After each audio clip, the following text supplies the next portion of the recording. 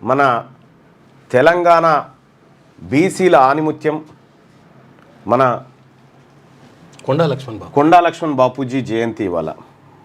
తెలంగాణ రాష్ట్రం కోసం అహర్నిశలు కృషి చేసినటువంటి ఆ వ్యక్తి బీసీ బిడ్డ, మన పద్మశాలి బిడ్డ, మన బీసీల ఆత్మగౌరవ ప్రతీక అయినటువంటి కొండా లక్ష్మణ్ బాపూజీ గారి జయంతి కార్యక్రమం.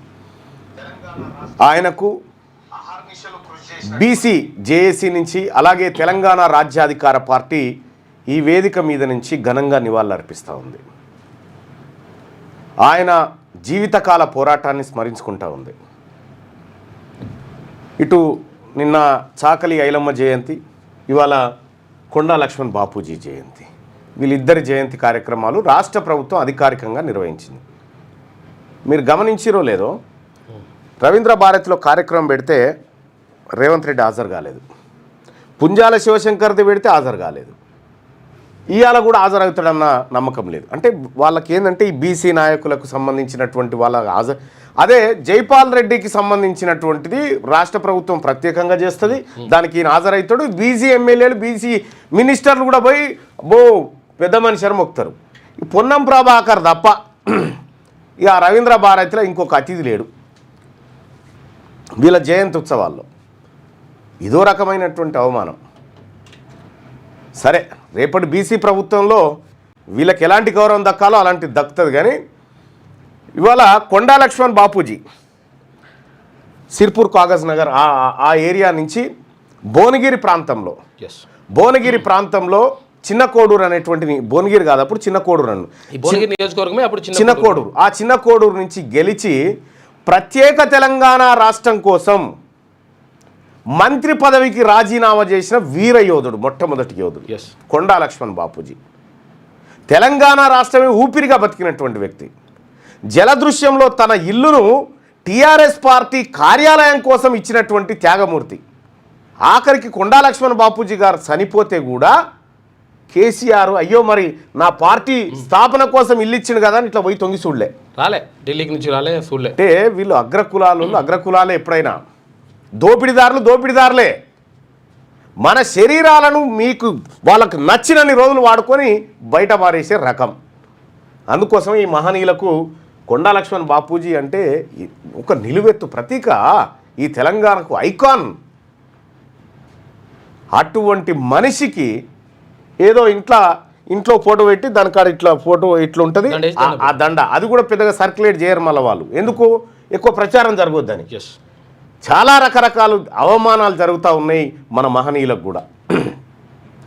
ఈ అవమానాలు ఎన్నైనా సరే ఇంకా భరించి తెలంగాణ రాష్ట్రంలో బీసీ రాజ్య సాధనే లక్ష్యంగా ముందుకు పోతాం. తెలంగాణ రాజ్యాధికార పార్టీ ఖచ్చితంగా మీ అవమానించినటువంటి వాళ్ళు ఎవరైతే ఉన్నారో మీ అందరికీ ఖచ్చితంగా సమాధానం బుద్ధి చెప్తుంది. ఇవాళ తెలంగాణ విముక్తికి ప్రత్యేక రాష్ట్ర సాధనకు అవిరళ కృషి చేసిన అలుపెరగని పోరాట యోధుడు, ఉద్యమజీవి, కీర్తిశేషులు కొండా లక్ష్మణ్ బాపూజీ గారి జయంతి సందర్భంగా మహనీయునికి ఇవే మా నివాళులు. ఇవాళ బీసీ ప్రజలారా, మన కొండా లక్ష్మణ్ బాపూజీ వాట్సాప్ డీపీ పెట్టుకోండి. ఇవాళ వాట్సాప్ డీపీ పెట్టుకోండి. ఆయన త్యాగం జీవితాంతం త్యాగమే. జయశంకర్ సార్ది ఎట్లయితే జీవితాంతం త్యాగమో ఈయనది కూడా జీవితాంత త్యాగమే. విషయం ఏంటంటే ఈయన మంత్రిగా ఉంటే ఈయనను రెడ్లందరూ ప్రేరేపించి మంత్రి పదవికి రాజీనామా చేయించి ఈయన మంత్రి పదవి రెడ్లు ఎత్తుకపోయారు. అట్లుంటుంది కుట్ర అన్నట్టు. బాబూజీ పక్కకు ఆ టైంలో నాసుంటుడు ఉంటే వాళ్ళ కథ చెప్తుండే, అది వేరే ఉంటుండే. కానీ ఇగో ఈ రకమైనటువంటి అవమానాలకు ఇవాళకి కూడా రాష్ట్ర ప్రభుత్వం ప్రయత్నం చేస్తూనే ఉంది. అగ్రవర్ణ ప్రభుత్వం, రెడ్డి రేవంత్ ప్రభుత్వం చేస్తున్నటువంటి దుర్మార్గం. ఇవాళ ఈ కార్యక్రమానికి హాజరైతాడో కేవలం ఇంటికాడ ఒక ఫోటో పెట్టి ఇట్లా అంటాడు చూడరాదురి. అదే జైపాల్ రెడ్డిది అయితే ఇది లోకమంతా పండుగ అన్నట్టుగా, రెడ్లది అయితేనేమో లోకమంతా పండుగ. ఒక్క రెడ్డి మంత్రి అన్న పోయిందా సాకలైన జయంతి కాడ? ఏమన్నా ఫోటోలు వేస్తుందాం. ఒక్క రెడ్డి మంత్రి అన్న వాళ్ళు ఫోటోలు కూడా వేయలేరు, ఫస్ట్ పేజీ వేయలేరు. అమ్మో, పత్రికలకు అవమానం కదా వేస్తే. సాకలైలమ్మ జయంతి అంటే నిజంగా సాకలైలమ్మ ఆ రోజు సారపొట్లానికి కారపొట్లానికి ఆమె ఉద్యమాన్ని నమ్ముకుంటే ఇవాళ విగ్రహాలు కాదుగా జయంతి కూడా ఉండకపోతుండే.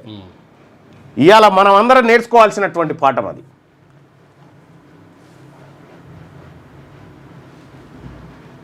ఇదానా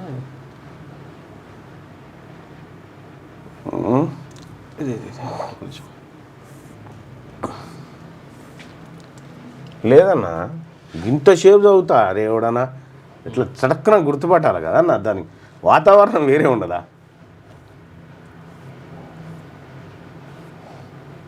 ఇగో ఐలమ్మ పోరాటం ఈ తరానికి స్ఫూర్తి అని ఎవరింట్లో ఇగో చేతులెత్తి మొక్కుతున్నా బీసీ రిజర్వేషన్లు అడ్డుకోవద్దు మా నోటికాడి ముద్ద లాక్కోకండి పొన్నం ప్రభాకర్ 42% రవీంద్ర భారతిలో సాకలి ఐలమ్మ జయంతికి హాజరు ఈ ఒక్క రెడ్డి మంత్రి ఉంటే చూడరు ఇక సాకలి ఐలమ్మ ఎవరి మీద పోరాటం చేసిందా ఎవరి మీద పోరాటం చేసింది రెడ్ల మీద కొండా లక్ష్మణ్ బాపూజీ పోరాటం కూడా ఆల్మోస్ట్ ఆల్ రెడ్ల మీదనే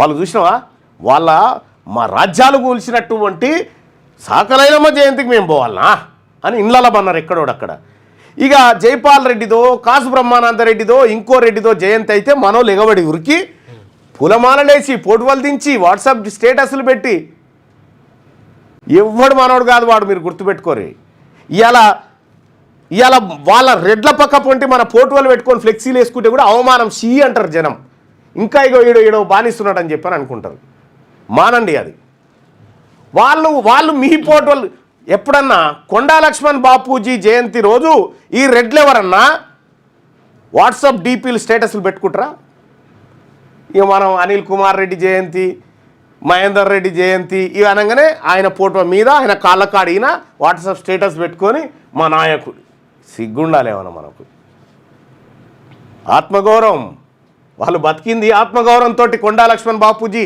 సాకలి ఐలమ్మ జయశంకర్ సారు వీళ్ళందరూ కూడా ఆత్మగౌరవంతో బతికిర్రు ఆత్మగౌరవంతో బతికినటువంటి వాళ్ళని దానికి ఇంకా నిన్నొక ఆయన ఎక్కడో ఉండేది నేను గ్రూప్లో చూసిన మునుగోడు ఆయన సాకలైలమ్మ ఫోటో పెట్టి మీద సాకలైలమ్మ ఫోటో పెట్టి చుట్టూ రెడ్ల పోటు వేసి ఓకే జయంతి ఉత్సవాలను పెడితే నేను నిన్న ఫోన్ చేసిన ఆయనకు ఈ పక్కకున్నదా ఇంకెవరన్నా లేరా బాయిసాప్ ఉన్నారా అంటే నాకు ఇరికేనా పొరపాటు అయిపోయిందన్న మళ్ళా చేయనన్నా అని చెప్పని అన్నాడు సాకలైలమ్మకు కోమటిరెడ్డి వెంకటరెడ్డికి ఏం సంబంధమా సాకలైలమ్మకు ఉత్తమ్ కుమార్ రెడ్డికి ఏం సంబంధము సాకలైలమ్మకు రేవంత్ రెడ్డికి ఏం సంబంధము ఆమె పోరాటం చేసింది వీళ్ళ మీదనే ఈ రెడ్ల మీదనే ఆమె తిరుగుబాటు చేసి గుత్పాలు అందుకొని తరిమి తన్నింది ఈ రెడ్లను పండబెట్టి తొక్కింది ఆమె కదా విష్ణు రామచంద్రారెడ్డిని పండబెట్టి తొక్కింది కదా మళ్ళా ఆమె ఫోటో సుట్టీలను తీసుకొస్తారు ఎందుకో అవమానం సాకలైలమ్మ కనుక ఈరోజు బ్రతికుంటే మీ ఫోటోలు చూసి ఆర్టిఫైల్ అవుతుండే మీరు చేసే పోరాటం చూసి బీసీలారా ఏ ఒక్కరు కూడా మన మహనీయుల పక్కకు ఆ దుర్మార్గుల ఫోటోలు పెట్టకండి అవమానం అది అవమానం ఇక దుర్మార్గుల జయంతులు బర్త్డేలు ఏమైనా ఉంటే ఎవరైనా ఉంటే పంపురా క్యూనిస్కి వాళ్ళని రోజు ఒకసారి వేసి ఈ బానిసలు ఎవరెవరు ఉన్నారో చెప్తాం ఎవడన్నా అట్లా పెట్టుకుంటే ఈ పెత్తందారులకు రెడ్లకు దోపిడీ వర్గాలకు అనుకూలంగా ఫ్లెక్సీలు బిక్సీలు పెట్టానని ఉంటే క్యూనిస్కి పంపురి రోజు 2-3 వేద్దాం బానిసలు ఎట్లుంటారని చెప్దాం సిగ్గుపడాలి మనం సరే కొండా లక్ష్మణ్ బాపూజీకి భారతరత్న ఇవ్వాలి ఆయన జయంతి సందర్భంగా మేము చెప్తా ఉన్నాము తెలంగాణ రాజ్యాధికార పార్టీ డిమాండ్ చేస్తూ ఉంది కొండా లక్ష్మణ్ బాపూజీకి భారత రత్న ఇవ్వాలి దానికోసం రాష్ట్ర ప్రభుత్వం ఒక తీర్మానం చేయాలి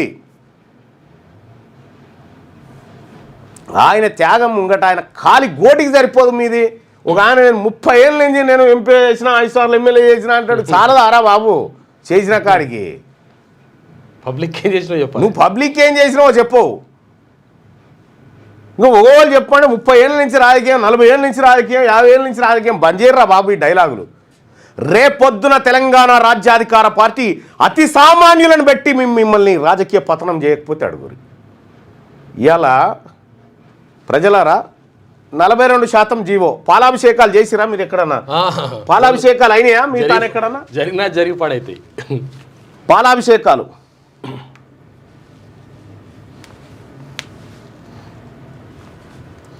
ఈ 42% జీవో మీద పోసిరా ఈయనకు రేవంత్ రెడ్డికి పాలాభిషేకాలు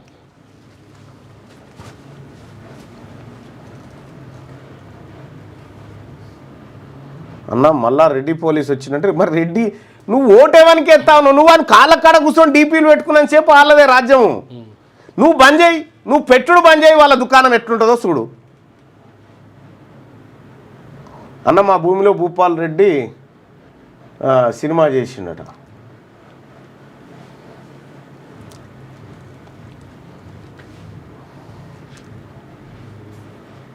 రొయ్యల దానట ఆరేవుడు. పాలాభిషేకాలు అయినాయా?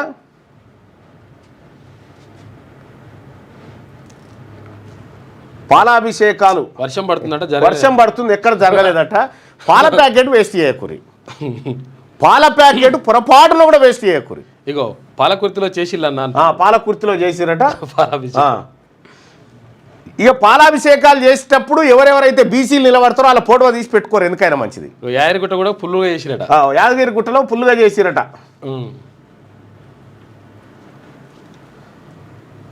పోసారు పొద్దున్నే ఎల్లారెడ్డి బాన్స్వాడలో పాలాభిషేకం చేసిరన్న.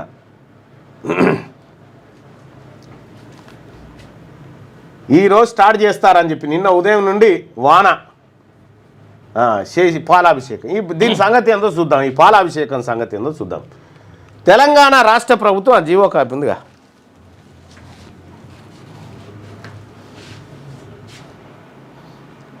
అసలు ఏంది దీని కథ ఏంది, జీవో సంగతి ఏంది మనం ఒకసారి ముందర పడేటిదేనా, ముందర పడేటిదేనా, ఇది ఉట్టిదేనా? నీకు వాళ్ళు రిజర్వేషన్ ఇస్తేందుకు జీవోలు ఇస్తారనుకుంటున్నావా? నువ్వు ఏ భ్రమలు ఉన్నావు ఇంకా? అదే ఒకడు రాజు అంటాడు కదా, పాట పాడినామంటే సోనాలో ఏలో ఓ వజ్రంలో అంటాడుగా, అట్లుంటుంది ఈ కథ. ఆహా ఓ అని అనుకోవాలి అంతే. అంతే, ఏ సోనా లేలో చాంది లేలో. అది క్లోజ్ చేయనా?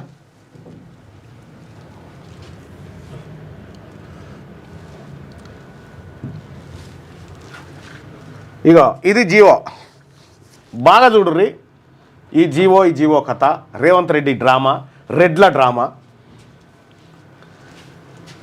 Government of Telangana abstract backward classes welfare department reservation of 42% of seats and positions in local body for backward classes of Telangana state order issued.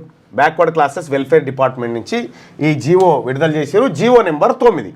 The state of Telangana, which come into existence on 2nd June 2014, was the outcome of the prolonged and determined struggle of people of Telangana. So, వాళ్ళు రాజ్యం అంతా సాధించడానికి చేశారు. దీంట్లో 42% reservation Telangana రాష్ట్రంలో ఉన్నటువంటి ఎంపీటీసీలు జెడ్పీటీసీలలో 42% reservation బీసీలకు ఇవ్వడం కోసం ఈ జీవో కంటే ముందు మనం మొన్న జరిగినటువంటి ఇద్దరు రెడ్లు హైకోర్టుకు పోయారని చెప్పినాం కదా, దాని గురించి ఒక్కసారి మాట్లాడుకుంటే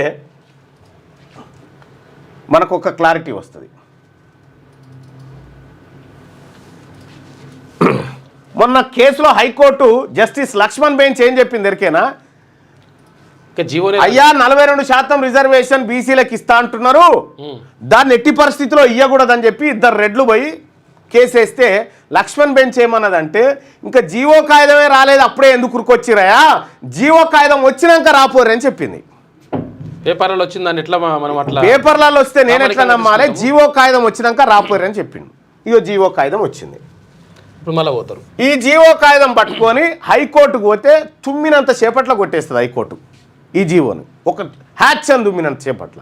కారణం ఏంది, ఎందుకు కొట్టేస్తుంది అని అంటే, ఈ 42% రిజర్వేషన్ ఏదైతే ఉందో ఇది సుప్రీంకోర్టు విధించినటువంటి 50% సీలింగ్ దీన్ని దాటుతుంది.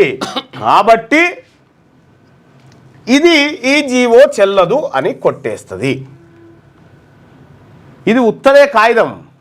ఇప్పటికి బీసీ రిజర్వేషన్ల పేరు మీద 10 మాటలు చేయించుకొని పాలాభిషేకం. నిజంగా సగటు బీసీ రేవంత్ రెడ్డి గారు నేను ఛాలెంజ్ చేస్తా ఉన్నా, ఈ జీవో తోటి, ఈ జీవో కోర్టులలో నిలబడే జీవోనే అని నువ్వు నిజంగా అనుకుంటే నీ మనమని మీద ఒట్టేసి నువ్వు చెప్పు ఇది నిజంగా నిలబడుతుందని, నా పిల్లల మీద ఒట్టేసి నేను చెప్తా ఇది నిలబడదని. సిద్ధమా? ఎందుకు ఎవరిని బూరిడి కొట్టిస్తందుకు ఇదంతా? ఎవరిని బూరిని కొట్టిస్తందుకు? ఏ ఒక్కరు కోర్టుకు పోయినా అయితే ఈయనేమనుకు తెలివి కల్లా ఆయన రేవంత్ రెడ్డి, ఎందుకంటే సరిగ్గా కోర్టుకు దసరా సెలవులు రాగానే ఆయన జీవో ఇచ్చి అటు దసరా సెలవులు రాగానే జీవో రిలీజ్ చేసిందని చెప్తాను. ఓ నాయన హౌస్ మోషన్ పిటిషన్ ఎత్తారు. అప్పుడు స్పెషల్ ఉంటుంది కథ. హౌస్ మోషన్ అంటే జడ్జి గారు ఇంట్లో కూర్చొనే కోర్టు నడిపిస్తాడు అన్నట్టు హౌస్ మోషన్ పిటిషన్ అంటారు. ఆ హౌస్ మోషన్ పిటిషన్ ఎత్తుకొని పోతూనే ఉంటారు. ఈ రెడ్లు స్పెషల్ కేసు పోతారు, ఆడికి పోయి పిటిషన్ ఎత్తారు, ఇది కొట్టేస్తారు. ఇదంతా జరిగే కార్యక్రమమే. మరి ఇప్పుడు ఏంది నెక్స్ట్ ఏంది రేవంత్ రెడ్డి చెప్పే మాట? పార్టీ పరంగా 42% ఇస్తామనేది 2-3 రోజులలో చెప్తాడు. ఇక మీరు చూడండి, పార్టీ పరంగా 42% సీట్లని 2-3 రోజులలో చెప్పబోతున్నాడు. ఇంకా మనకి అది మోసం. ఇవాళ డేట్ ఎంత? 27 తారీఖు సెప్టెంబర్ 2025 ఉదయం 8:15 నేను చెప్తా ఉన్నా. రేపో మాపో రేవంత్ రెడ్డి గారు చెప్తాడు పార్టీ పరంగా మేము బీసీలకు టికెట్లు ఇవ్వబోతున్నాం అనే మాట చెప్తాడు. చూడు, ఇది కొట్టేయంగానే చెప్పే పాయింటే అది. మరి ఎట్లా అంటే ఎవరు కోర్టుకు పోకపోతే ఉంటుందా? ఏదో ఉంటుంది. ఎవరు కోర్టుకు పోకపోతే ఇది ఉంటుంది వాస్తవం. కానీ కోర్టుకు పోకుండా ఎట్లుంటారు వీళ్ళు? రాష్ట్రంలో ఇంత జనాభాలో ఎట్లుంటారు? కోర్టుకు పోతారు, దీనికి ఎగనిస్ట్గా వేస్తారు, హౌస్ మోషన్ పిటిషన్ పడుతుంది, దీని పని అయిపోతుంది. ఇక వాస్తవం ఏంది? ఇక్కడ ఇదేమో కొట్టేసేదానికి ఇది. మొన్న గ్రూప్ 1, గ్రూప్ 2, గ్రూప్ 3 ఈ ఉద్యోగాలు ఉన్నాయి కదా. ఈ ఉద్యోగాలు మొన్ననేమో దీని రిజల్ట్ ఇచ్చేసి ఖతం చేసిండు. 42% రిజర్వేషన్ దేంట్లో? లోకల్ బాడీ ఎలక్షన్స్, విద్య, ఉద్యోగాలు మూడిట్లలో. కానీ ఈ జీవో ఏంది? ఇది కేవలము లోకల్ బాడీ ఎన్నికలకు సంబంధించినటువంటి జీవో. మరి విద్యా ఉద్యోగాల జీవో ఎందుకు ఇవ్వలేదు? ఇప్పుడు గ్రూప్ 1 రిజల్ట్ కంటే ముందు 42% రిజర్వేషన్ ఎంప్లాయ్మెంట్లో ఇచ్చినింటే దాదాపు 300 పైచిలకు 305 బీసీలకు గ్రూప్ 1 ఆఫీసర్లు అయ్యేటోళ్ళు. అది చేయలేదు. చూడు, ఆడేం చేసిండు? తెలివిగా పోయి జడ్జి గారి దగ్గర కూర్చొని దీన్ని క్లియర్ చేసిండు. ఈ 42% లోకల్ బాడీ రిజర్వేషన్ జీవో కంటే ముందే ఈ ప్రక్రియ ఖతం చేసిండు. ఇప్పుడు నెక్స్ట్ గ్రూప్ 2, గ్రూప్ 3. నేను అడుగుతా ఉన్నా రేవంత్ రెడ్డి గారు, మీరు నిజంగా బీసీల పట్ల చిత్తశుద్ధి ఉంటే, నీకు లేదు, నువ్వు ఒక బీసీలకు నరరూప రాక్షసుని లెక్క తయారైపోయినావు, నీకు చిత్తశుద్ధి లేదనేది అర్థమవుతా ఉంది. నిజంగా బీసీలకు రిజర్వేషన్ కావాల్సింది ఆల్రెడీ ఇది ఏంటంటే ఈ లోకల్ బాడీ ఎన్నికల్లో 51.5% సర్పంచులు బీసీలే. ఇప్పుడు ఆల్రెడీ బీసీలు 50.5% ఎంపీటీసీలు బీసీలే. ఏ రిజర్వేషన్ లేకున్నా సరే, ఈ కాగితం లేకుండానే 50% దాటిపోయారు బీసీలు. ఈయన 42 అంటుండు, ఇంకా 42 అంటుండు, 50% దాటిపోయారు ఎప్పుడో. కానీ ఇప్పుడు ఏం చేస్తారట? దీన్ని 50-51 42 చేస్తారట. ఇది తగ్గించే జీవో కాదు, పెంచే జీవో. ఇది పెంచే జీవో కాదు, తగ్గించే జీవో. ఎవరి చెవుల పూలు పెడదాం అనుకుంటున్నావు రేవంత్ రెడ్డి గారు? ఇదే అంశం మీద చర్చకు నేను సిద్ధం, నువ్వు సిద్ధమా? నిజంగా ఒకవేళ కోర్టులో ఇది నిలబడితే ఏ ఛాలెంజ్కైనా నేను సిద్ధం, నువ్వు సిద్ధమా?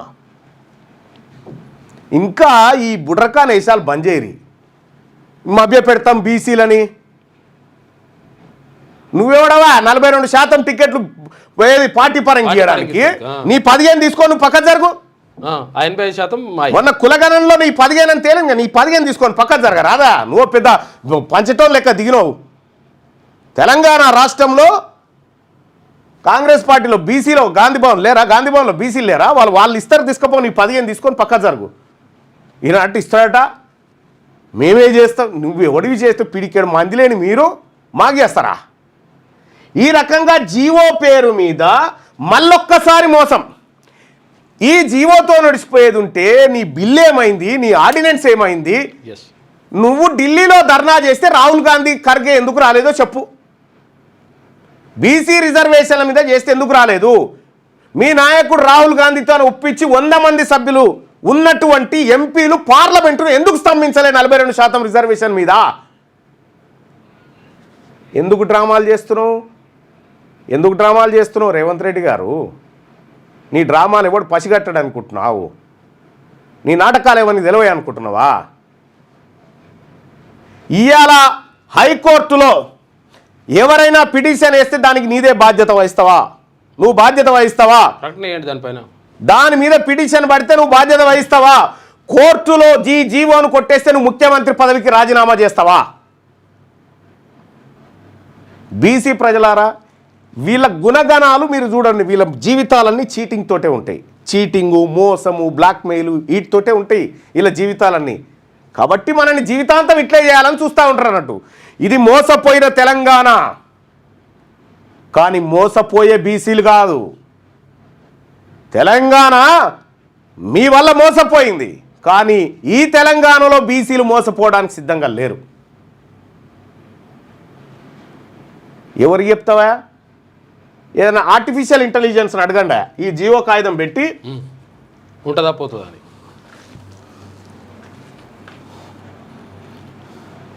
ఈ జీవో కాగితాన్ని ఆర్టిఫిషియల్ ఇంటెలిజెన్స్కి ఇచ్చి, అయ్యా ఇది నిలబడుతుందా కోర్టులో అని ఒక్కసారి అడుగురి.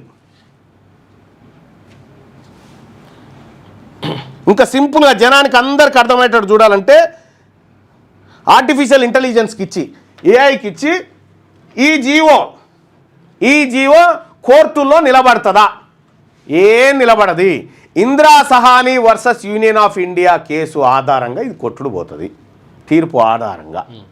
ఇక రెండో విషయం ఏంటంటే, ఎప్పుడైనా బీసీ రిజర్వేషన్ల విషయంలో, గ్రూప్ 1 రిజర్వేషన్ల విషయంలో నీ రెడ్లకు, నీ అప్పర్ క్యాస్ట్ వాళ్ళకు ఉద్యోగాలు దోషపెడుతందుకు పోయినావు. మా బీసీ రిజర్వేషన్ల విషయంలో ఒక్కసారి జడ్జిని కలిసి వచ్చినావా?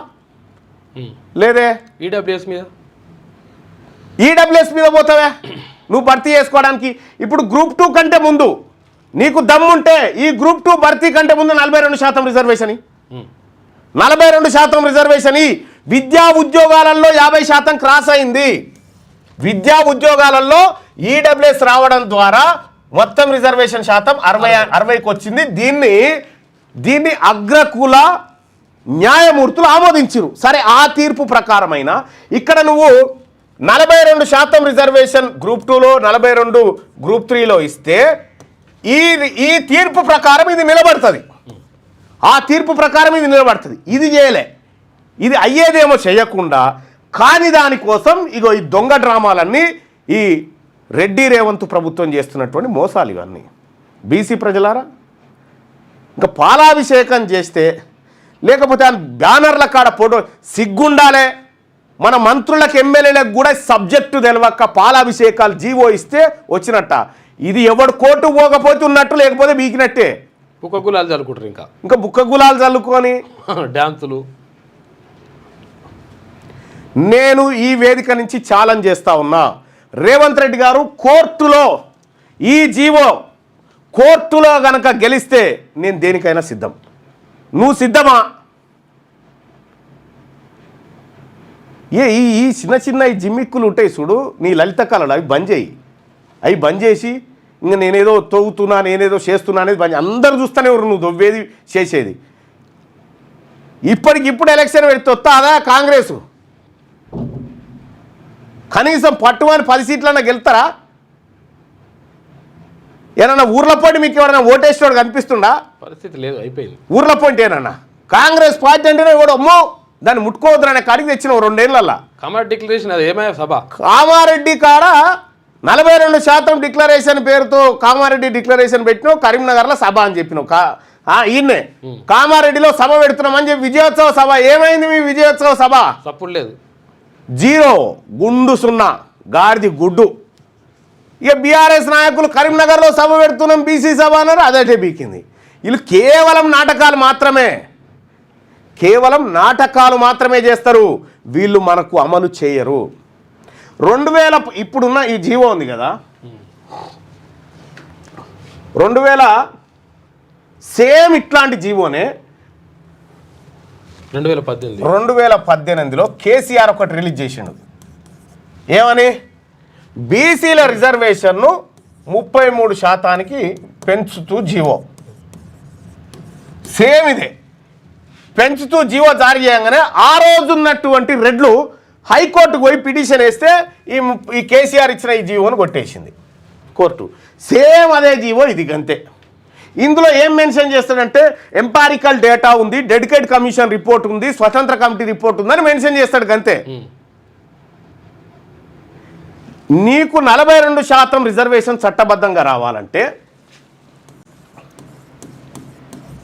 అసెంబ్లీ బిల్లు ఏది డెడికేట్ కమిషన్ కులగణన ఆధారంగా అసెంబ్లీలో బిల్లు పెట్టి ఆ బిల్లును గవర్నర్ అసెంబ్లీకి పంపి ఆ తర్వాత దీన్ని రాష్ట్రపతికి పంపి ఆ తర్వాత దీన్ని పార్లమెంట్లో ఉభయ సభల్లో పార్లమెంట్ అంటేనే ఉభయ సభలో పార్లమెంట్ ఆమోదించి రాజ్యాంగంలోని 9వ షెడ్యూల్లో పెట్టాలా.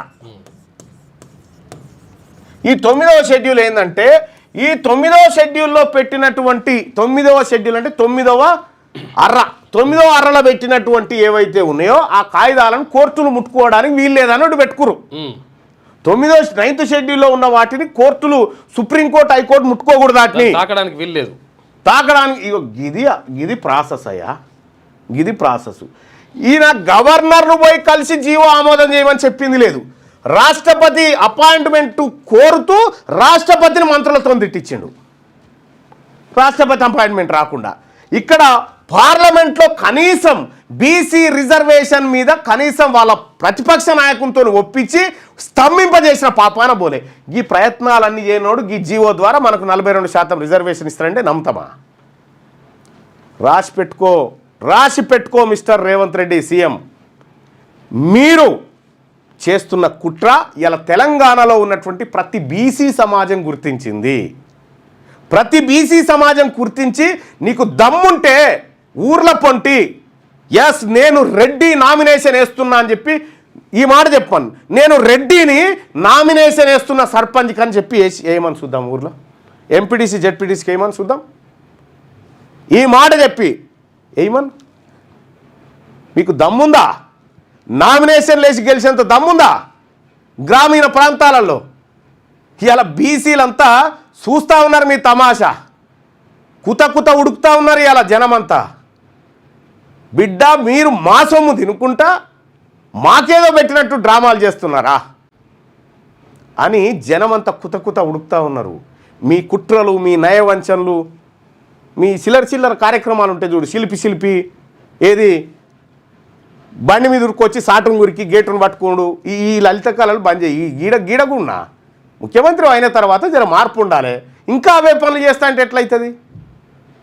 కాబట్టి ముఖ్యమంత్రి రేవంత్ రెడ్డి గారికి నేను చెప్తా ఉన్నా, ఈ నిజంగా బీసీలకు 42% రిజర్వేషన్ నిజంగా వచ్చేది ఉంటే రేవంత్ రెడ్డి గారే రెడ్లే అంతా ముంగడ కూర్చొని ఇగో నా ప్రభుత్వం మేము చేస్తున్నాం తీసుకోరి ప్రజలారా అని మీడియా ప్రెస్ మీట్ పెట్టి ఇంకా జర అడ్వర్టైజ్మెంట్లు ఇచ్చి చేస్తుండే. ఇది వచ్చేది లేదు సచ్చేది లేదు కాబట్టి కాగితం ఈసులు కొట్టి నడిచిపోయింది. ఈ ఇద్దరు ఒక ఊర్ల పొంటి ఆ కాంగ్రెస్ పార్టీ నాయకులు పెట్రా రేవంత్ రెడ్డి పోటు పెట్రా పాలాభిషేకం చేయరా. ఇదే ఎవడన్నా చేస్తే ఆయన వీడియో తీసి పెట్టుకోరు, ఎందుకైనా మంచిది. అయ్యేది కాదు పోయేది కాదు అనుకున్నప్పుడు చంద్రబాబు ఏం చేసిండు? తెలంగాణకు అనుకూలంగా మొత్తం అంత తీర్మానం చేసేసి చేసిండా? తర్వాత తెలంగాణ అడ్డుకుంటుంది ఆయనే ప్రయత్నం. నిజంగా 42% రిజర్వేషనే కోర్టు ఎస్ ఇది కరెక్టే అన్నదనుకో మొత్తం ఈ కాయిదాలను తరగబెడతారు రెడ్లే. ఫస్ట్ వాళ్ళే తరగబెడతారు. ఫస్ట్ తెలంగాణకు సంబంధించి చంద్రబాబు ఆయన బ్యాచ్ అడ్డుకున్నారు అంటే గుర్తుపెట్టుకోరు బీసీ ప్రజలారా, నా ఎస్సీ ఎస్టీ సోదరులారా గుర్తుపెట్టుకోరు. వీళ్ళు ఎన్నటికీ మనవులు కాదు. వీళ్ళు ఒళ్ళంతా విషం నింపుకున్నటువంటి దోపిడీదారు వర్గాలు. ఈ దోపిడీ వర్గాలు మనకి ఎప్పుడు కూడా మంచి. అందుకోసమే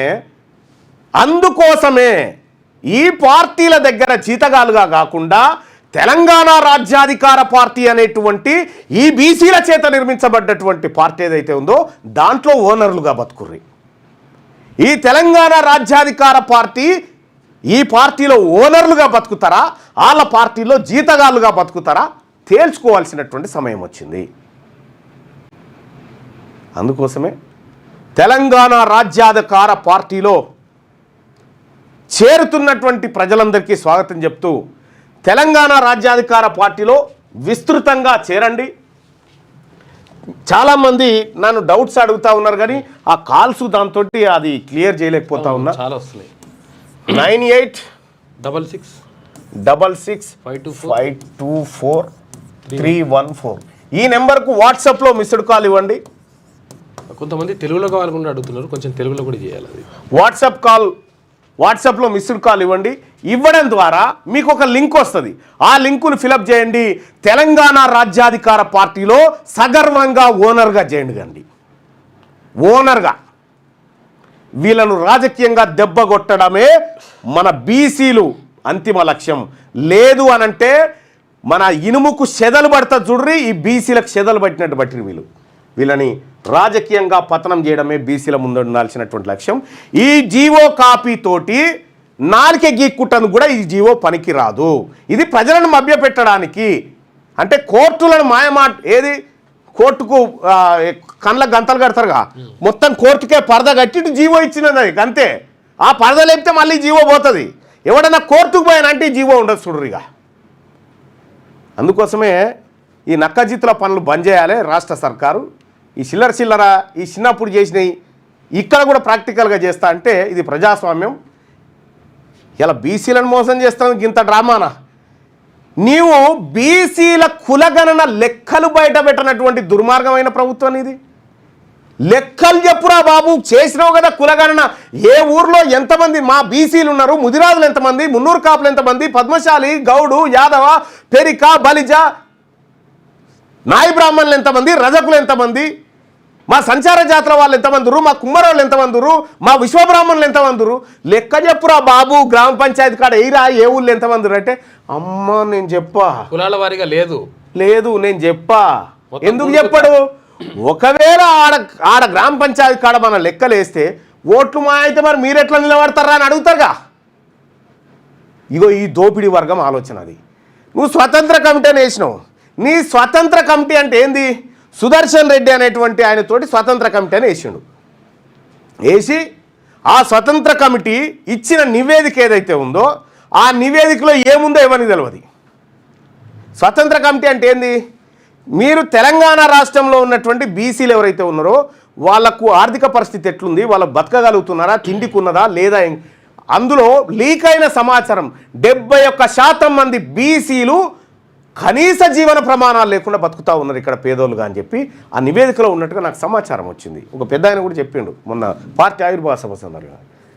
సో ఈ నివేదికలే బయటపెట్టని దుర్మార్గులు, దొంగలు, దోపిడీదారులు వీళ్ళు మనం 42% రిజర్వేషన్ ఇచ్చి సీట్లలో కూర్చుండబెడతారు. మొదటిసారి జానారెడ్డి అనేటోడు ఆ మీటింగ్కి వచ్చినప్పుడే చెప్తే వీడు దుర్మార్గుడు వచ్చి కూర్చున్నాడు, వీడు స్కిప్ చేద్దామంటుండు, బీసీలను మోసం చేద్దామంటుండు అని చెప్పి. దొంగల ముఠ మీది. మా బీసీలను మోసం చేస్తామంటే చూస్తూ ఊరుకోవడానికి నేను మీ జీతగాన్ని కాదు. మా బీసీ ప్రజలు, మా ఎస్సీ, మా ఎస్టీ, మా మైనారిటీ వర్గాల ప్రతినిధిని నేను.